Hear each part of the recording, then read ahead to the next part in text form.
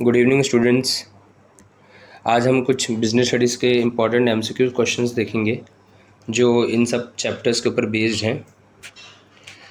Introduction to human resource management, job and man power planning, staff recruitment, staff selection, staff training, staff morale, staff motivation. Okay, इन सब के ऊपर कुछ important questions हैं जो MCQs के फॉर्म में आपके बोर्ड एग्जाम्स में पूछे जा सकते हैं। तो हम देखते हैं फर्स्ट क्वेश्चंस।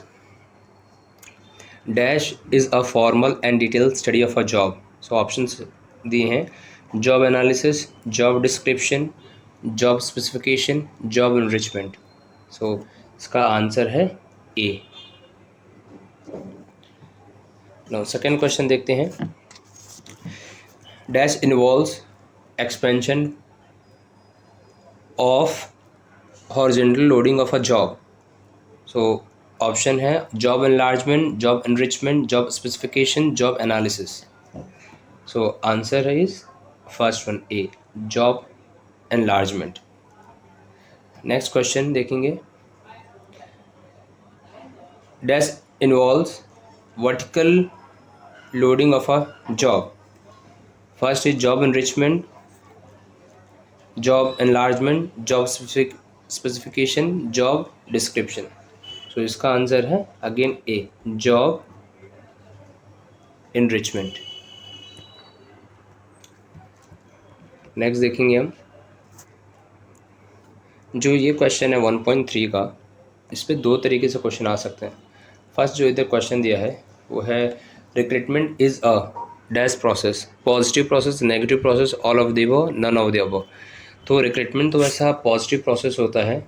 क्यों? बिकॉज इसमें कंपनी पूल ऑफ कैंडिडेट करती है, बहुत सारे कैंडिडेट इसमें जॉब के लिए अप्लाई करते हैं। एंड रिमेंबर स्टूडेंट, हमेशा याद रखना, pool of candidate pool of employees नहीं होता। ओके, पूल ऑफ कैंडिडेट्स होगा, पूल ऑफ एम्प्लॉयज़ नहीं होगा। अदरवाइज़ एक और टर्म यूज़ हो सकता है जिसे बोल सकते हैं प्रॉस्पेक्टिव एम्प्लॉयज़। ओके, क्या बोल सकते हैं? Prospective employees. या तो क्वेश्चन में आएगा पूल ऑफ कैंडिडेट, इसलिए इसको रिक्रूटमेंट को पॉजिटिव प्रोसेस बोलते हैं, या पूल ऑफ प्रॉस्पेक्टिव एम्प्लॉयज़ अगर लिखा होगा तो भी इसको हम क्या बोलते हैं? Recruitment is a positive process. Okay, so next question जो है 1.4, dash type of training is design to correct the mistakes and shortcomings in the work behaviour and job performance of an employee. So answer is remedial training. Mistakes को ठीक करने के जो हम training करते हैं उसको बोलते हैं remedial training. Student, safety training की भी मीनिंग देखना, प्रमोशनल ट्रेनिंग का भी मीनिंग देखना, रिफ्रेशर ट्रेनिंग का भी देखना। इन तीनों के ऊपर भी क्वेश्चंस आ सकते हैं बोर्ड में। Next 1.5, high moral and high productivity is achieve by. High moral और जो हाई प्रोडक्टिविटी होता है वो किन रीजन से होता है? Monetary, non monetary incentives, strict supervision, good machinery, या when employees are motivated. So answer is A, employees and monetary and non monetary incentives. जो भी मनी रिलेटेड इंसेंटिव्स होते हैं या non monetary mean status, recognition, वो सब non monetary incentives में आएंगे। तो जब भी अगर एम्प्लॉयज़ मॉनेटरी और नॉन मॉनेटरी इंसेंटिव से सेटिस्फाइड है तो 100% उसका हायर प्रोडक्टिविटी होगा। Now next question C 1.6, human resource department are, first है line departments, authority department, service department and functional department. So human resource जो है, जो पर्सनल डिपार्टमेंट है, that will come under service department. Service department का एक part होता है। अब चलते हैं आगे क्वेश्चंस। नेक्स्ट है HRM, human resource management has multiple objective. तो इसमें कौन से ऑब्जेक्टिव्स हैं? जैसे क्वेश्चन में बोला है मल्टीपल ऑब्जेक्टिव्स, यानी बहुत सारे objectives, right. So first one is organisational objective, ये भी आंसर है। Employees objective means human resource objectives, okay. Then society या सोशल ऑब्जेक्टिव, ओके। तो this is also the point, यानी कि तीनों आंसर है। It means D is the answer, all of the above. Next question, job analysis is a systematic procedure for securing and reporting information defining इन तीनों में से क्या डिफाइन कर रहा है? First one is specific job, specific product, specific service, all of the above. तो answer है वो एक जॉब को स्पेसिफाई कर रहा है, right. Next question, what are the factors responsible for the growth of human resource management और human resource managers? So इधर है first development of scientific management and awaken sense of social responsibility. Second, the problem of how the available human resource could effectively minimize the cost and maximize the production. Third, technical factors awakening among workers, attitude of the government, cultural and social system, and last is all of the above. So according to me the answer is C, because में हर एक चीज़ को उन्होंने cover किया है। Next one, esteem needs are of two types given by Maslow's hierarchy of human needs theory. ये Abraham Maslow's का motivational theory का part है। सो इसमें ऑप्शंस क्या हैं? इसमें पूछा है two esteem needs, two types of esteem needs. तो first esteem, self esteem, esteem of others. Second is self respect and self esteem. Third, esteem of others and self respect. Fourth, all of the above. So answer is self esteem and esteem of others. Next question देखते हैं।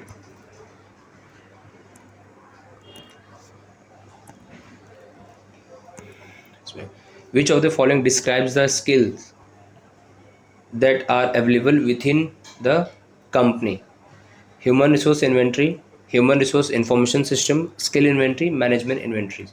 तो इसमें जो answer है वो human resource inventory है।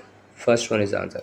Next question, human resource planning is a compulsory for. ये कौन सी ऑर्गेनाइजेशन में या कौन से प्रोसेस में या कौन से स्टेप्स में या कौन से डिपार्टमेंट में ये यूज़ होता है या कब यूज़ हो सकता है? ओके, जो फर्स्ट है इफेक्टिव एम्प्लॉयज़ डेवलपमेंट प्रोग्राम, उसमें यूज़ होता है, या base for recruitment, base for selection policy, या all of the above. So answer is all of the above. हर एक में हम लोग को ह्यूमन रिसोर्स प्लानिंग करनी पड़ती है। अदरवाइज़ अगर प्रॉपर ह्यूमन रिसोर्स प्लानिंग नहीं है तो कंपनी को ज़्यादा कॉस्ट लगेगा और एक्सपेंसेस काफ़ी हाई होंगे। जब भी एक्सपेंसेस हाई होते हैं तो हमेशा याद रखो कि प्रॉफिट कंपनी का हमेशा डाउन होगा, तो कोई भी ये नहीं चाहता। Next one, motivational factors given by Herzberg two factor theory. इसमें कौन से हैं जो मोटिवेशनल फैक्टर हैं? Feeling of achievement, recognition, challenging work itself या चैलेंजिंग टास्क बोल सकते हैं। D is all of the above. So answer इसमें ये भी है, this is also correct, recognition is also correct, challenging work itself is also correct. So answer क्या है? डी होगा। इन सबको हम बोलते हैं नॉन मॉनेटरी इंसेंटिव। एक ऊपर हमने क्वेश्चन किया था, राइट, तो ये नॉन मॉनेटरी इंसेंटिव्स भी उसको बोला जाता है। Okay, next seventh one, job analysis, HR planning, recruitment, selection, placement, inductions and internal mobility are few important function which comes under the heading of dash of HRM। तो ये किस में आएगा? पहला है integration function, development, then maintenance and procurement function. So ये answer is procurement function. Employees को hire करने के लिए हम यूज़ करते हैं। ओके, नेक्स्ट क्वेश्चन देखते हैं। Which of the following is a method of collection of information for job analysis? इसमें से कौन सा मेथड यूज़ करती है कंपनी ताकि हम लोग एक प्रॉपर इंफॉर्मेशन कलेक्ट कर सकें एक जॉब रिलेटेड? तो कौन से मेथड को लोग फॉलो करते हैं जॉब के लिए? So first is questionnaire method, second ratio analysis, third optimization model, fourth trend analysis. तो answer is A, questionnaire method. Okay, next question, DAS provides information on the human attributes in terms of education, skills, aptitudes and experience necessary to perform a job effectively। So options हैं job description, job specification, job analysis, job evaluation। तो इसमें एक particular job के बारे में इन्होंने पूछा है, राइट। तो एक पर्टिकुलर जॉब के बारे में जो भी ह्यूमन रिसोर्स में जो क्वालिटीज़ होती है, जो ट्रेड्स होती है उसको उन्होंने डिफाइन किया है। तो answer is B, job specification. Okay, next, who led the foundation of human resource management practices. मतलब किसने स्टार्ट किया है इनमें से? तो हमको नाम बताना है इसमें। फर्स्ट एल्टन मायो है, देन रोजर्सबर्गर डिकिंस है, देन पीटर ड्रकर है, देन डेविड सी मैकलन है। तो इनमें से जो करेक्ट आंसर है that is C1, Peter Drucker. Peter Drucker के ऊपर और कुछ काफ़ी क्वेश्चंस आ सकते हैं स्टूडेंट्स हमें एग्जाम्स में। Next one, how HRM has become a highly specialised job.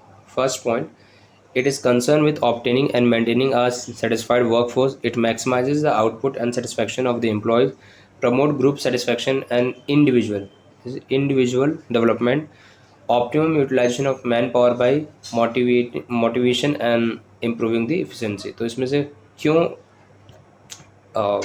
ज़्यादा एक स्पेशलाइज जॉब हो गया HRM? तो इसमें जो आंसर है वो बी है, because it maximise the output and satisfaction of employee. Next देखते हैं question number 12, job specification includes physical characteristics, psychological और पर्सनल और all of the above. So answer is all of the above. Student mostly कभी भी question अगर ऐसा आता है और अभी option all of the above दिया है तो 90 to 95% all of the above होने के चांसेस होते हैं, but I am not saying कि 100% वही होता है, तो थोड़ा इस पर ध्यान देना। Next, what is the scope of HRM? First, training and development of employees for their growth, maintenance of good industrial relation and workers high moral for high productivity, further researches in behavioral science, new ideas in management and advances in the field of training and development। D is none of the above। तो इसमें जो है C is a broad scope, तो ये C इसका answer है। Okay, further research in behavioral science, new ideas in management and advances in the field of training and development। 14th question, staffing includes workload estimation, मतलब किस employees को कितना काम देना है। टर्मिनेशन, स्टाफिंग बेसिकली होता है ह्यूमन रिसोर्स जो एम्प्लॉयज़ काम करते हैं उससे रिलेटेड, तो टर्मिनेशन भी उसमें इंक्लूड होता है। देन अपॉइंटमेंट और पर्सनल रिप्लेसमेंट, वो भी जो एम्प्लॉयज़ को हम हायर करते हैं वो भी इंक्लूड होता है, यानी कि staffing includes all of the above. 15th question, what should be the strategy of human resource management? Strategy is basically a long term planning। okay, तो फर्स्ट है making the long term and short term planning, planning the optimum level of manpower, introducing training programmes to personal. तो ये तीनों answer है। So again all of the above. जैसे मैंने बताया कि जब भी ऑल ऑफ द अबव होगा तो 90 to 95% चांसेस होते हैं कि ऑल ऑफ द अबव ही होगा। तो इधर देख सकते हो, इधर भी all of the above, all of the above, all of the above, but 100% ऐसा नहीं होता है। तो स्टूडेंट कभी भी ध्यान से पढ़ के ही आप ऑल ऑफ द अबव पे टिक करना। Next question, dash is a process searching for prospective employees and stimulating them to apply for job. Selection है, इंडक्शन है, रिक्रूटमेंट है एंड ओरिएंटेशन है। सो ये एक बेसिक सा मीनिंग है रिक्रूटमेंट का, जहाँ पे हम प्रोस्पेक्टिव एम्प्लॉयज़ को स्टिमुलेट करते हैं ताकि वो जॉब के लिए अप्लाई करें। देखो स्टूडेंट आप लिखा है प्रोस्पेक्टिव एम्प्लॉयज़, या आएगा आपको कैंडिडेट्स। ओके, कैंडिडेट्स जो जॉब के लिए अप्लाई करते हैं। प्रोस्पेक्टिव एम्प्लॉयज़ मीन्स अगर सेलेक्ट होते हैं तो हमारे फ्यूचर में एम्प्लॉयज़ हो सकते हैं। कभी भी एम्प्लॉयज़ नहीं लिखना, we never search for employees, we search for prospective employees. Okay, तो ये क्या है basically recruitment. Next 17, which is not an advantage of internal source of recruitment. Internal source of recruitment का एडवांटेज इसमें से कौन सा नहीं है? इंटरनल सोर्स ऑफ रिक्रूटमेंट मतलब एम्प्लॉयज़ जो ऑलरेडी ऑर्गेनाइजेशन में, कंपनी में काम कर रहे हैं, उनमें से ही किसी को एक हायर पोस्ट पे प्रमोट करना, या जो ऑलरेडी एम्प्लॉयज़ काम कर रहे हैं उनके रिकमेंडेशन से किसी को हायर करना। राइट, तो फर्स्ट जो है लिखा है टाइम सेविंग। हमको पूछा है नॉट एन एडवांटेज, इसमें से एडवांटेज कौन सा नहीं है? टाइम सेविंग तो एडवांटेज है। Then new blood, less expensive, increased cost, तो इसमें से कौन सा एडवांटेज नहीं है? इंटरनल का जो एक डिसएडवांटेज है वो होता है new blood, because new blood company में नहीं आता। New blood means new employees company में नहीं आते, बिकॉज हम लोग ऑलरेडी जो एग्जिस्टिंग एम्प्लॉयज़ हैं उनको हम लोग प्रमोट कर रहे हैं। Right, so B is the answer. Next, which is not an advantage of external source of recruitment. से एक्सटर्नल सोर्स ऑफ रिक्रूटमेंट मतलब जो बाहर से एम्प्लॉयज़ को हायर करते हैं। तो उसके कौन से एडवांटेज नहीं है, मतलब उसमें से एक डिसएडवांटेज हो सकता है। ठीक है, तो हम ये देखते हैं। फर्स्ट, न्यू ब्लड, इसमें तो आता ही नहीं है। मोर कंपटीशन, ये भी नहीं है। Less expensive and less partial. Okay, तो जो इसमें पूछा है नॉट एन एडवांटेज, एडवांटेज नहीं मतलब डिसएडवांटेज है। तो अभी हम इसमें देखेंगे कि ये जो क्वेश्चन है ऊपर का, जो 17th क्वेश्चन था और जो 18th क्वेश्चन, इसमें नॉट पूछा है, यानी कि नॉट एन एडवांटेज, जो एडवांटेज नहीं है मतलब वो डिसएडवांटेज की बात की है। ठीक है, तो इसमें जो डिसएडवांटेज हो सकता है लिखा है विच इज़ नॉट एन एडवांटेज। इसमें एक न्यू ब्लड है, ये भी एडवांटेज है। ठीक है, लेस एक्सपेंसिव, ये एक्चुअली देखा जाए तो ये एक्सपेंसिव होता है। ठीक है, तो हमारा आंसर क्या होगा, सी। ठीक है, तो ये because it is a wrong answer. Okay, हमको रॉन्ग आंसर सेलेक्ट करना है इसमें भी, बिकॉज ये सब एडवांटेज नहीं है, डिसएडवांटेज है। Next 19th question, dash can be defined as process of choosing the right person for the right job. ये भी एक ये मीनिंग दिया हुआ है, जो इसमें लिखा है can be defined as process of choosing the right person for the right job. तो इसमें क्या होता है, सिलेक्शन बेसिकली होता है। ओके, सिलेक्शन क्या करता है, it's choose the right person for the right job. Okay, next question देखते हैं। Question number 20, dash is the application form to be filled by the candidate और candidates when he goes for recruitment process in the organization. तो job application, formal application, application blank, none of the above.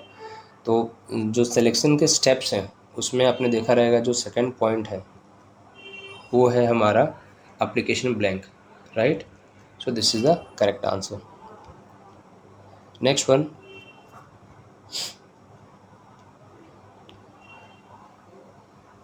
21, dash is not an internal source of recruitment. Internal source of recruitment इसमें से कौन सा नहीं है।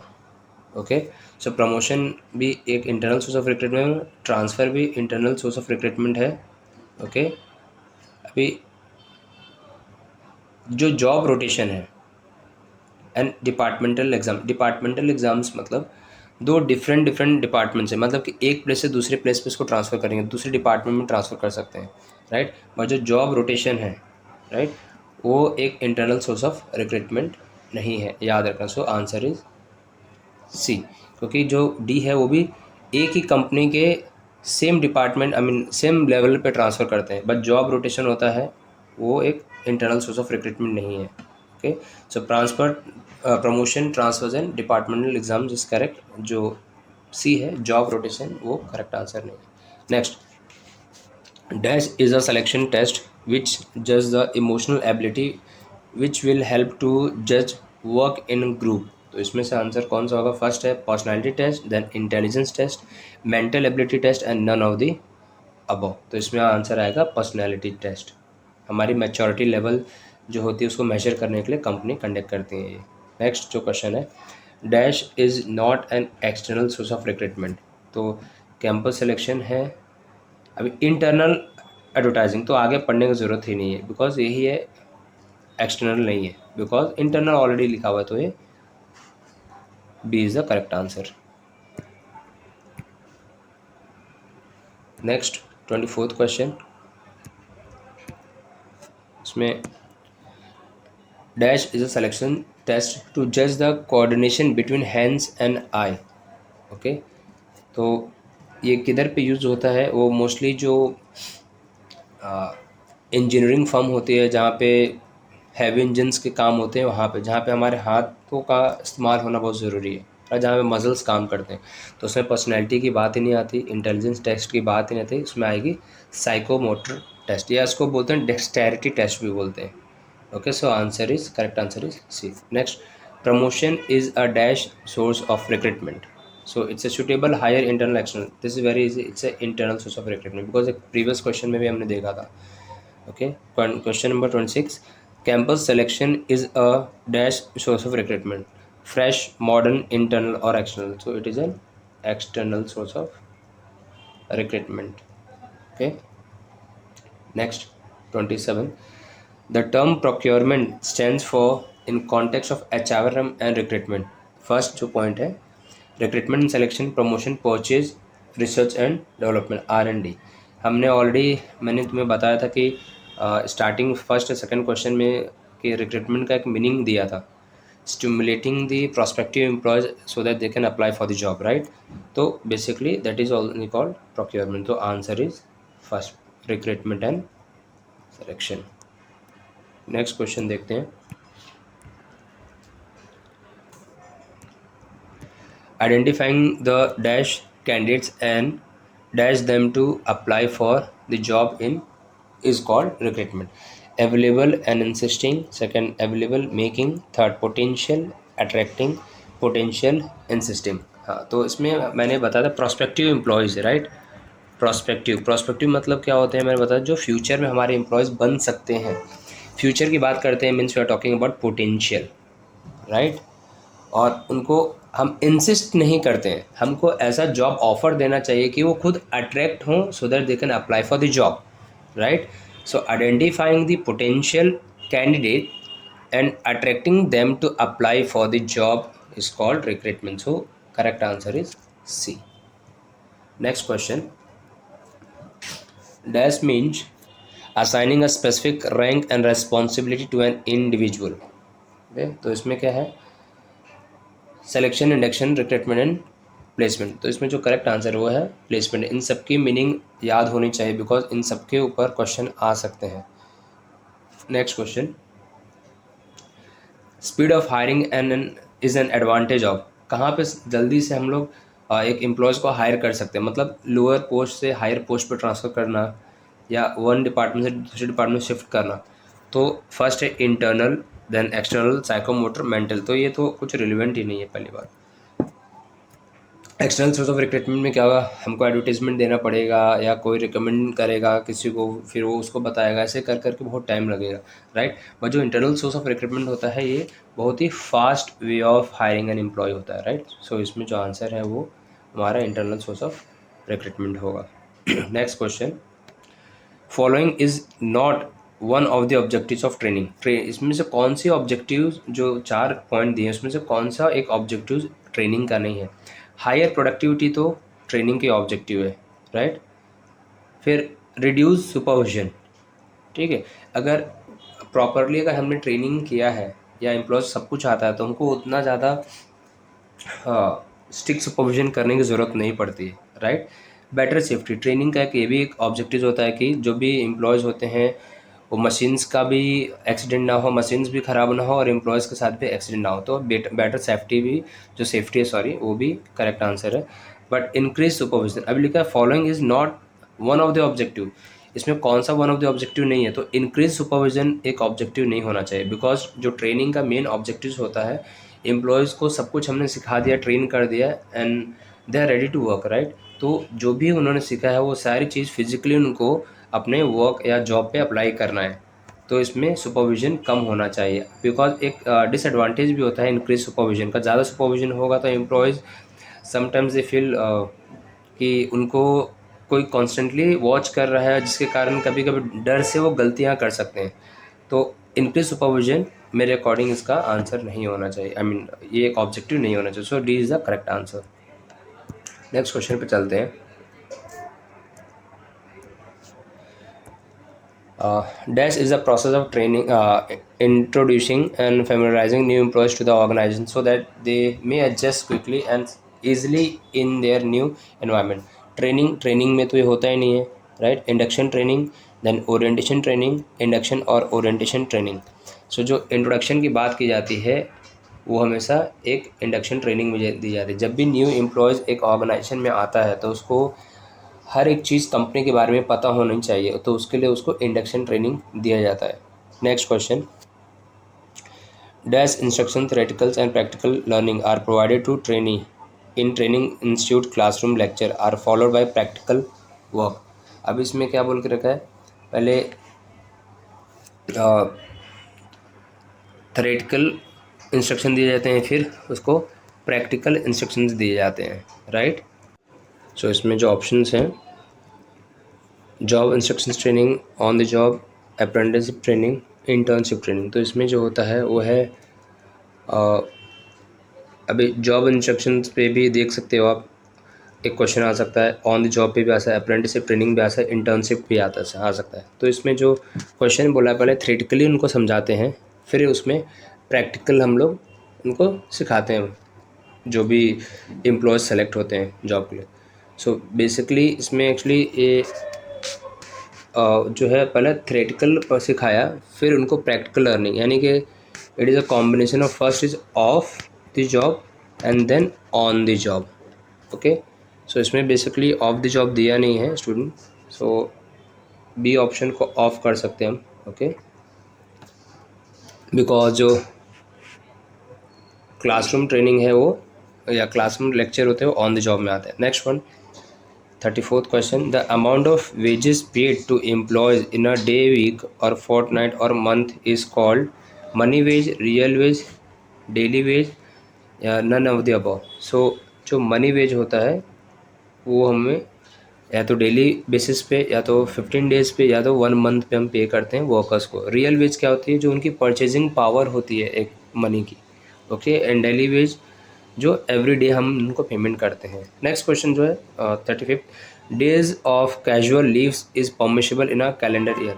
सी depends upon different different organization, कौन कोई कम देता है कोई ज़्यादा देता है, बट इसमें से जो है वो आंसर इज 10, बट बहुत सारे ऑर्गेनाइजेशन 10 से बहुत ज़्यादा छुट्टियाँ देती हैं, बट इन सब में से जो रिलेवेंट आंसर है वो 10 है। ओके, नेक्स्ट क्वेश्चन देखते हैं, विच among the following is not an morale depression.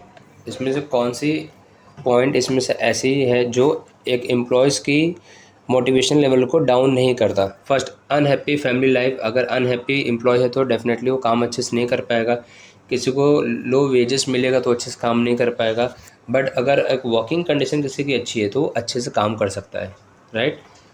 और बैड रिलेशन विद कोवर्कर्स, अपने कलीग्स के साथ अगर रिलेशन अच्छे नहीं है, अगर दोनों के बीच में फाइट हो रहा है या दोनों कोऑर्डिनेट नहीं कर रहे हैं तो भी ऑर्गेनाइजेशनल ऑब्जेक्टिव अचीव नहीं होगा। तो इसमें से क्वेश्चन पूछा है not an morale depression, so C is the correct answer.